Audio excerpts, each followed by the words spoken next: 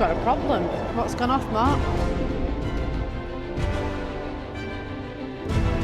Something's not quite right, isn't it? And it's just got a whole lot worse. I can't even put it into words. The engine's just gone bang.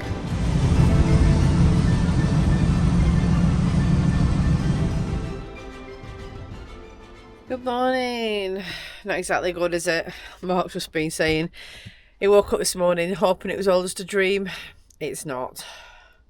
We are still parked outside the Fiat dealership and he has just gone in now to start having a word. As you've seen last night, we were speaking to the AA on the phone. Mark was asking about being recovered back down to Bulgaria. They're basically saying it's too far, but we've explained we've come from England, so England's just as far. We are literally halfway into our trip. Our destination was Bulgaria. If we went to Bulgaria, it was 730 miles yet. To take us back home, it is 750 miles. So, plus ferry fare, plus getting us all the way back up to the north, to a garage that we know that could help us. Mark's got a spooky feeling that we're not going to get much joy here at this Fiat dealership. You never know. But the thing is, we're in Austria. It's how much it's going to cost us. The cost is going to have to be met because this is where we've landed, unfortunately. So I'm just waiting for them to come back to us and see what they've said. I've not slept much, as you can tell with this. I'm absolutely shattered. Chico's wondering what the heck is going off. He's there lying on the jackery, on the power bank, on a bag of his clothes. Are you ready for going, Chico? Is that what it is? If you pack your bag and wanting to go away again out of this absolute nightmare. So look, there is movement anyway, so at least people have turned up for work this morning. The gate's now open.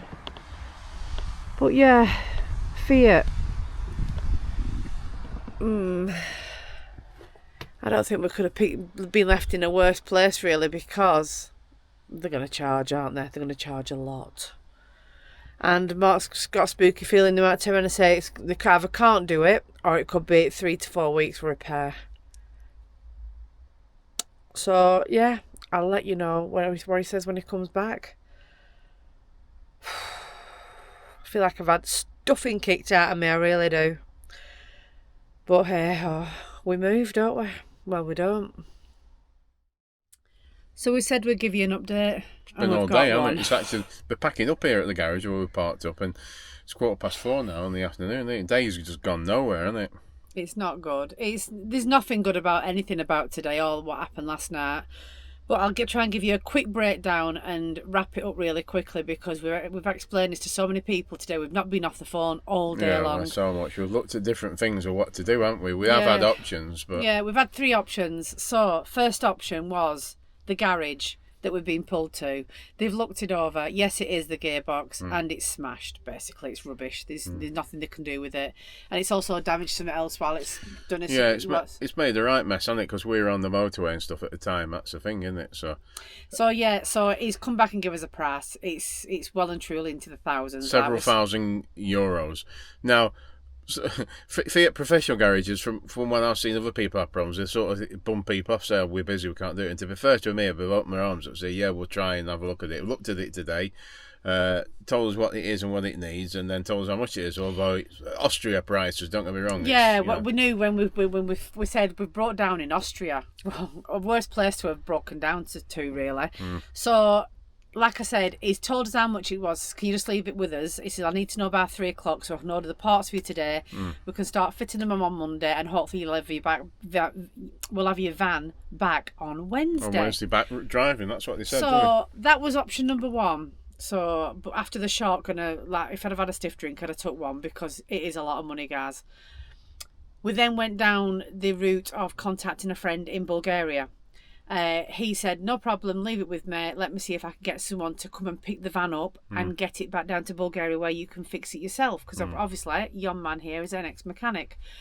It's turned out that his friend that he thought could do it then had to contact another friend who had to contact another friend. I think it's complicated going over borders on an unoccupied vehicle with so many belongings. We've got like brand new power tools and stuff, and they're going to think it's all being imported, and it's the complexities and everything else. It sounded Not like just a bit that, of though, it's the tachograph as well. The hours drivers of driving. can only do so many hours, and it's 750 miles. It's each way, isn't it? So, and he said there have to be 2 drivers come up and everything else. We didn't get a price, but it'd be probably, again, about £4,000. £4,000 and 3 or 4 grand English, I would have thought. That's the thing. So option 2, it would have still left Mark having to fix a van when we got to our designated area. Yeah, I sourced a place we used to use many years ago in the UK up in Bradford for repair gearboxes, and they wanted a bit over £2,000 just to do like a reconditioned gearbox, £2,200, but then I'd have to pay for shipping the old one to them and fit it, and then shipping the new one back to us in Bulgaria. It could take several weeks, and tools, because we haven't got no tools with bits us. And bats, hammers and stuff, van. but all my mechanic and stuff was put into storage, wasn't it? So. It was, because we had no intention of you doing any mechanic. Well, no, but I did say one day they will be coming to Bulgaria. Well, they will be, for but stuff like this, we didn't expect it so quickly. So that was like... So that's 4, 5, 5, 4, 5. So that's £6,000 there. Yeah. And then we've still got tools and everything to buy on top. And the issue is, if we leave the van, we can't say to the garage, which have kindly given us electricity and stuff, and we parked up in the forecourt. Yes. Well, undercover actually, so we are on electric. Well, so we'd have had to leave today, and we've got nowhere to put the van. There's just nowhere here in Austria. We could have left the van. There's no wild parking. Plus, it's on a snail's pace, is the van. If you go any quicker, you'll get the crunching noise again. Yeah. So that was option 2. And then the last one, I begged and pleaded when we found out that it was several thousand. I mean, we said several thousand euros, and it was €8,300. That's what the repair's coming out. So we spoke to the AA, and we said, because we think it's a lot of money, out of more than potentially we can get it done. I know you're jumping up and down on saying you could have got that done for $3,000 in UK. Not in Austria, you can't. But we're not in UK, and it's not. If we'd have gone to a Fiat professional dealer in the UK, it'd probably be similar money. Supply a replacement gearbox, new clutch, new flywheel, and all that jazz. What goes with that? Jazz. And oils and everything else what it needs. So it's. So I said that to the AA. So it's a lot of money. I basically said we struggled to raise that sort of fund just like that. I said, I really want to reach out for you to say, look, can you support us by getting it taken to Bulgaria? So they've juggled about a bit. They did bring me back, to be fair, and said, we can get you to Bulgaria, but because repatriation for British people whose vehicles broken down in Europe with the AA, we always normally get a repatriation to back or the UK. So we're like, it's a bit of an obscure one. So because of the complexity of going to Eastern Europe, the borders and all that sort of stuff, again, same as we've already had with the other option, it was a case of we can speak to our people, we should be able to offer it. It means we won't have to pay to get it moved, but it could take 21 to 28 days for them to find an option to do it and the price and to get it approved. Just to decide whether they could do it or not. And then once it's done, to find someone then, because they can't book it until it's been approved with the senior people, another 21 to 28 days. So we could be upwards of 2 months, and there's no point in sending our motorhome over to us in end of November into December, because it would like be too cold, wouldn't it? And I still have to fix it, no matter what, so it causes us a bit of an issue, doesn't it? So what have we decided to do? So we just said we'll have to just bite the bullet and pay for it, don't we? Yeah. We've just gone ahead and we've told the garage to start the repairs. We always order the parts and start the repairs on Monday, please. Yeah, so we always had a bit of a contingency plan, and we were saying with CHICCO and vets and stuff like that, we always have some money and stuff on which we advise you all to do as well. We said don't go into this unless you can have a bit of money behind you, because it's silly otherwise. If you come doing like what we've done, travel around, and you literally got £200 to your name, then if this happens, you are seriously in trouble, aren't you? So let's put it like this. Would you have a house, and if the boiler went, would you sit there in the cold? You must have some way of getting the money together for a boiler. So it's exactly the same thing as having a motorhome. Major things will go wrong. We said we could, unfortunately it's just happened. We've just sold the house, and then the motorhome goes bang. So yeah. It was gonna happen. It was destined to happen at some time for this van, weren't it? The thing is, I did say, did you not hear any noise before?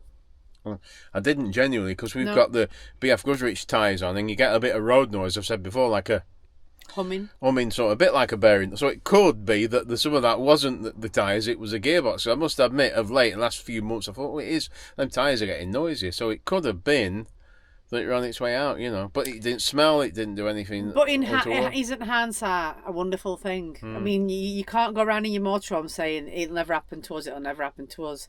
We never thought it'd happen to us, but it has. And that was it. And you know, obviously we're having the smart car in the back, that extra load and for such a longer distance. But it's been an emotional roller coaster, it really has. I mean, last night we were just looking at things so obliquely, weren't we? We were thinking... I woke up at 4 o'clock this morning, got to the toilet, and I woke up and I was thinking, I was hoping it was going to be a dream, but no, it's not. You're pinching yourself, and it's that bad because it's so, you know, and it's not just about the money. You just think, what are we going to do? But obviously, again, we've had bad luck with what's happened, and because like was 2 hours previous to that yesterday, as you'll see in the last video, we got pulled up by the German police, so they let us off, so we were lucky. You know, but thank God we didn't get a fine on top of everything else as well. Well, that could have been hundreds of euros, but. You know, so and then we're lucky because we got recovered. This is the first garage we come to. We got towed down off the motorway here, Fiat Professional, and well, you were convinced they were going to say, "Nah, we're not touching that," because it being such an old vehicle. I explained to one of they speak very good English here, and one of the technician lads, I explained to him. I said, "Look, the thing is." In the UK, a lot of the dealerships would be like, we're not interested because the sooner they fill the workshops with service repair work because it's easy, like brakes and service, because it's easy, straightforward things, and it just makes money, you know. And he understood that. It's a proper mechanicking job, this, isn't it? It's like taking the guts out and starting afresh. So that's enough of us going on about it anyway. We're getting it sorted. It's going to cost us a fortune. We did have a contingency in place for this in case this happens. It just shows how vulnerable we are and how much you rely on. You know, when we weigh up, it's a lot of money, but the places and the trips we've taken, you guys and ourselves, all over Europe, haven't we, in this van? And want to continue doing it as well, so we've got to pay the price. So, you know, for what it is, 8,000, it's 7,000 and a bit something pound, but that is only an estimate, so it could be up a little bit more if we find anything else. Never mind, we've used your chicken fried rice contingency, haven't we? That's why I'm wasting away. But yeah, so we've ordered the parts today, they've told me. Some's going to come Monday, some on Tuesday. Gearbox, his flywheel, his clutch and everything else, and we're going to make a start into next week. So, but the one thing the AA are going to do for us is put us in a nice hotel somewhere. So we've got to pick one with a doggy. Obviously, we've got to pay for it up front, and then we get the money back off the AA because it's part of our plan. We'll just claim that back. All they've done up to now is recover us off the motorway, which probably would have cost us a couple €100, I bet. And a 5 mile or 5 kilometre tow down here. So that's, we're not going to be able to stop in the van while they're fixing it. So that's coming up in the next few days, isn't it? Yeah, so that'll be on the next video, isn't it? So it's been a very different video this occasion. It wouldn't be us Noah's on tour if there's not drama behind it, I guess. But don't forget, we always make it up. But well, no. What we try to say is we do a lot of travel, and I hope you do understand that we don't always just sit around and just doodle around little bits. We do a lot of travel, and funnily enough, the van just clicked over 90,000 miles yesterday, didn't it? Yeah, it was like it. I've had enough. I'm getting too old for this, but no, she's got life in her yet. It's all better. Fine. So so that's it. So until next time, we'll bid you farewell, and we will keep you updated on how things are. And hopefully, when you see the next video, we'll be up and away. Don't forget, if you've liked this video, please hit the heart button. And give us a comment on anything you might have broken down in Austria or in Europe. How did you find it? And if you're not a subscriber, please hit subscribe because there's lots more coming on this channel soon. We will finally get to Bulgaria and give you some content on the Novas on tour. But for now, guys, we will catch you on the next one.